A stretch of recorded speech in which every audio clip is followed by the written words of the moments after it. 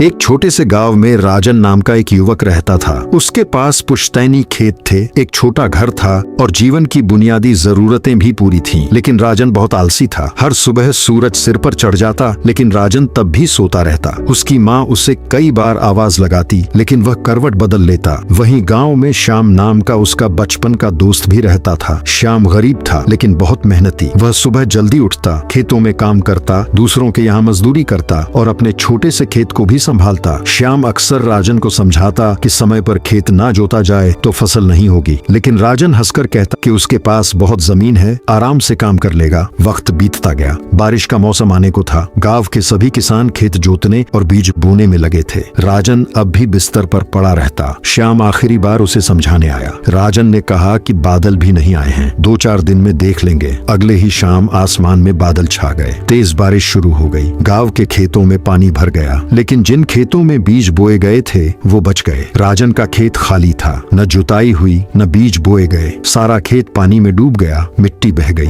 राजन श्याम के पास दौड़ा, पछतावे से भरा हुआ था। श्याम ने दुखी होकर कहा कि मेहनत समय पर ना की जाए तो पछतावा ही हाथ आता है। अब राजन के पास खाने को कुछ नहीं था। माँ बीमार थी, गाँव वालों से मदद मांगी, लेकिन धीरे धीरे सबने मना कर दिया। एक दिन वह गाँव के मंदिर में बैठा था। पंडित जी आए और बोले कि आलस सबसे बड़ा शत्रु है। जो समय रहते मेहनत करता है वही फल पाता है। राजन को अपनी गलती का एहसास हुआ। उसने खुद को बदलने का फैसला लिया। अगले साल वह समय पर उठने लगा, खेत जोते, बीज बोए और मेहनत की। जब बारिश आई, उसका खेत पूरी तरह तैयार था। इस बार उसकी फसल सबसे अच्छी हुई। गांव वाले हैरान रह गए। श्याम मुस्कुराया। राजन ने उसके कंधे पर हाथ रखा और कहा, मैंने 1 साल गवाकर सीखा है, आलस की कीमत बहुत बड़ी होती है, मेहनत ही सच्ची पूंजी है।